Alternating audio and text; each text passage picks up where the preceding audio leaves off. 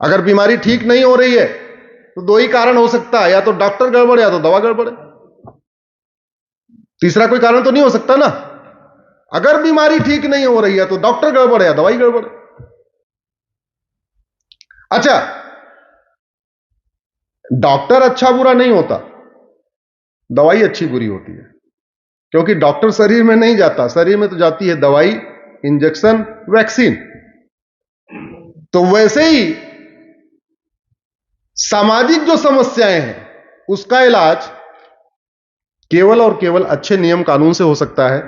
राम राज्य की स्थापना करने के लिए जो सबसे इंपॉर्टेंट है वो है जुडिशियल रिफॉर्म। मैं एक आपको एग्जांपल बताता हूं कि एक प्रयास से कैसे कैसे चीजें बदलती हैं। मैंने 2016 में एक पीआईएल फाइल किया सुप्रीम कोर्ट में कि एमएलए एमपी के लिए स्पेशल कोर्ट बनाया जाए। गगोई साहब के यहां मैटर गया, बोले एमएलए एमपी के लिए क्यों बनाया जाए। हमने कहा साहब वो ऑनरेबल है, हर जगह वीआईपी व्यवस्था होती है, मंदिर में वीआईपी दर्शन होता है, ट्रेन में वीआईपी व्यवस्था होती है, हर जगह वीआईपी व्यवस्था होती है। और तो बोले पब्लिक सर्वेंट तो आईएएस आईपीएस भी होते हैं। हमने कहा वो पब्लिक सर्वेंट हैं, लेकिन लॉ मेकर तो केवल एमएलए एमपी होते हैं, दे आर लॉ मेकर। 2017 में सुप्रीम कोर्ट ने ऑर्डर किया कि पूरे देश में एमएलए एमपी कोर्ट बनाई जाए। आपके यहां भिवानी में बनी कि नहीं बनी सर? अभी तक नहीं बनी। तो एमएलए एमपी का मुकदमा नॉर्मल कोर्ट में चलता है, चल ही नहीं रहा है। अरे वाह,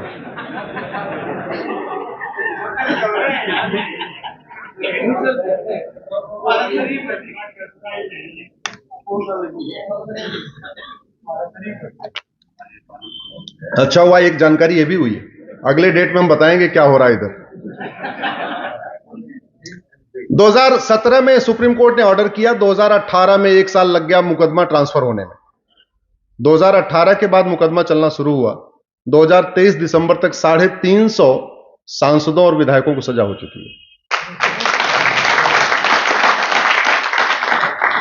और ऐसे ऐसे लोगों को सजा हुई जिनका मुकदमा डिस्ट्रिक्ट जज सुनते ही नहीं थे।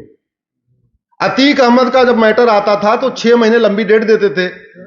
एक जज का जो कार्यकाल 3 साल का होता है तो 8-10 डेट देता था, उसका ट्रांसफर हो जाता था, 3 साल अपना पूरा करके निकल जाता था। अतीक अहमद का नाम सुना होगा आपने, इलाहाबाद के, उसका भाई अशरफ अहमद अतीक अहमद, स्वर्गीय नहीं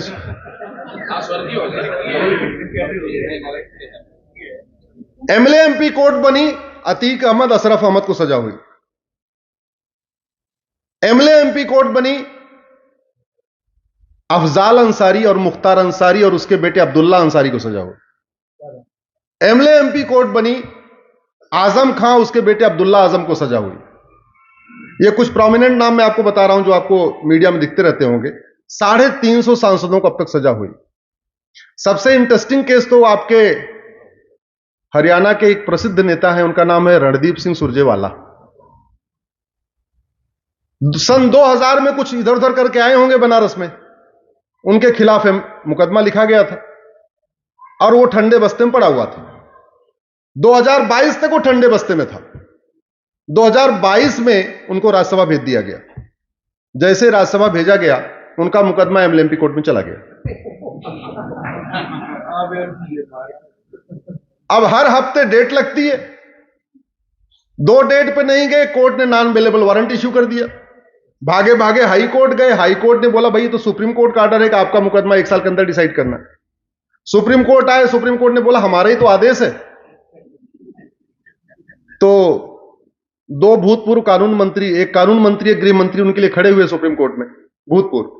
तो उनको 15 दिन का टाइम मिला, बोले जाओ वहीं सरेंडर करो, आगे जो करना है वहीं करो, इधर से कोई रिलीफ नहीं मिलने वाली।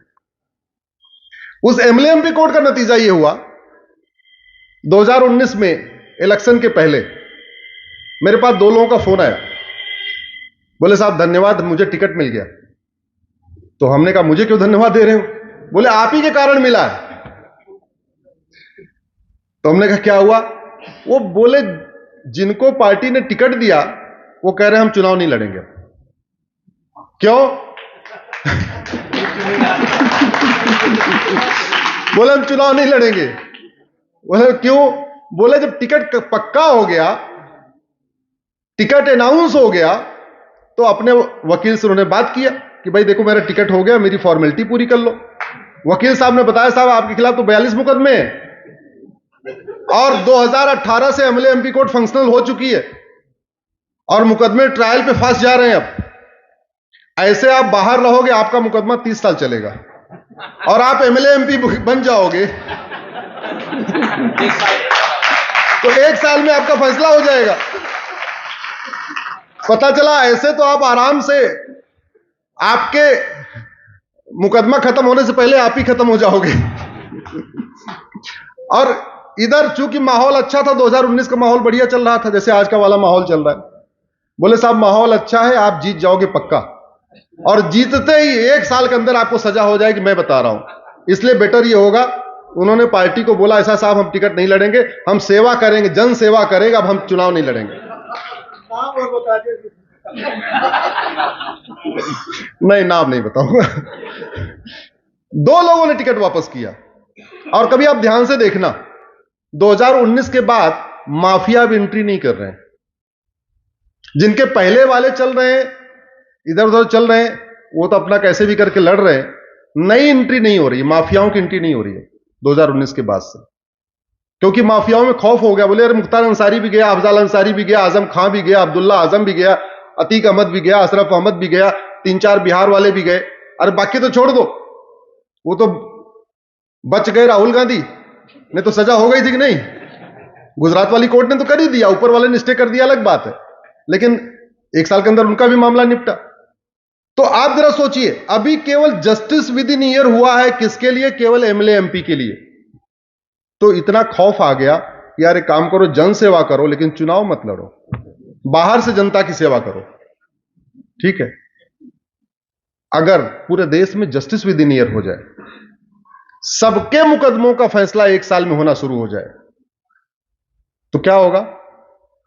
खौफ पैदा होगा कि नहीं? लोग हेलमेट पहन के घूमेंगे, हेलमेट निकाल के घूमेंगे, जोर से बोलिए जरा। और हेलमेट पहन के घूमेंगे तो रोड एक्सीडेंट कुछ कमी आएगी नहीं डॉक्टर साहब? कमी आएगी। सीट बेल्ट लगा के घूमेंगे, निकाल के घूमेंगे। बोले यार सीट बेल्ट का मुकदमा गया, 1 साल के अंदर फैसला होगा, काहे से सीट बेल्ट पहन के रखो। ये लेखपाल, कानूनगो, पटवारी, थानेदार, हवलदार, पेशकार, तहसीलदार, जब खौफ पैदा हो जाएगा कि पैसा लिया, तो साल भर के अंदर मुकदमे का फैसला हो जाएगा। पैसा लेने से डरेंगे कि नहीं डरेंगे? डरेंगे।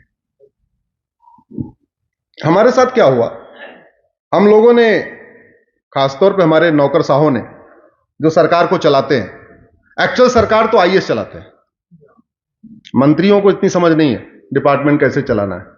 जैसे डॉक्टर साहब का डिपार्टमेंट है, वो जो हेल्थ सेक्रेटरी वही चलाता है, मंत्री को क्या पता। हाँ, अगर डॉक्टर मंत्री भी डॉक्टर है तब तो फिर भी थोड़ी समझ होती। कई बार तो ऐसे होते हैं वो, उनका दूर दूर का रिश्ता नहीं, फिर भी स्वास्थ्य मंत्री बन जाते हैं। चलाता कौन है? ये जो बाबू हैं, अपना जब घर बनवाना होता है तो कम से कम 10 आर्किटेक्ट से बात करते हैं। अपना घर बनाना होगा, 10 नए घर देख के आएंगे, और उसमें किसी एक के घर की नकल भी नहीं करेंगे। एक के घर के ड्राइंग रूम की नकल, दूसरे घर के बेडरूम की नकल, तीसरे घर की बाथरूम की नकल, सबकी नकल करके अपना घर सर्वोत्तम घर बनाएंगे। लेकिन जब देश के लिए कानून बनाना होता है तो चुपचाप कमरे में बैठे बैठे बना देते हैं। ये नहीं देखते ऑस्ट्रेलिया में क्या हो रहा है, सिंगापुर में क्या हो रहा है, फ्रांस में क्या हो रहा है, अमेरिका में क्या हो रहा है, नहीं देखते। अपना डेटा सुरक्षित रहे, हमारा मोबाइल कोई हैक ना कर पाए, हमारा सोशल मीडिया अकाउंट कोई हैक ना कर पाए, ईमेल हैक ना कर पाए, इसके लिए अमेरिका का आईफोन यूज करते हैं। लेकिन देश सुरक्षित रहे, इसके लिए कभी यह नहीं एग्जामिन करते कि अमेरिका में चल क्या रहा है, चीन में चल क्या रहा है, चीन में पत्थरबाजी क्यों नहीं होती, चीन में संदेश खाली क्यों नहीं होता, जापान में हल्द्वानी क्यों नहीं होता, भारत में क्यों हो रहा है, क्या सॉल्यूशन क्या है। घूसखोरों की 100% प्रॉपर्टी जब्त करने, नागरिकता खत्म करने, और 1 साल के अंदर 10 से 20 साल की सजा मिलना शुरू हो जाए, घूसखोरी बंद होगी कि नहीं होगी? जोर जोर से बोलिए। माओवादियों, नक्सलियों की 100% प्रॉपर्टी जब्त करने, नागरिकता खत्म करने और 1 साल के अंदर 20 से 50 साल की सजा देने के लिए कानून बन जाए, उनको सजा मिलना शुरू हो जाए, माओवाद नक्सलवाद खत्म होगा कि नहीं खत्म होगा? धर्मांतरण कराने वाले जिहादियों और उनके सहयोगियों की 100% प्रॉपर्टी जब्त करने, नागरिकता खत्म करने और साल भर के अंदर 10 से 20 साल की सजा देने के लिए कानून बन जाए, धर्मांतरण रुकेगा कि नहीं रुकेगा? घुसपैठियों की 100% प्रॉपर्टी जब्त करने, नागरिकता खत्म करने, कठोर कानून बहुत पावरफुल होता है। दुर्भाग्यवश 75 साल में राजेश भाई आज तक किसी की नागरिकता नहीं खत्म हुई। आज तक किसी जासूस की नागरिकता खत्म नहीं हुई, किसी गद्दार की नागरिकता खत्म नहीं हुई, किसी आतंकवादी की नागरिकता नहीं खत्म हुई, बलात्कारी की नागरिकता नहीं, किसी की नागरिकता खत्म ही नहीं हुई। हमने कानून ही नहीं बनाया ऐसा।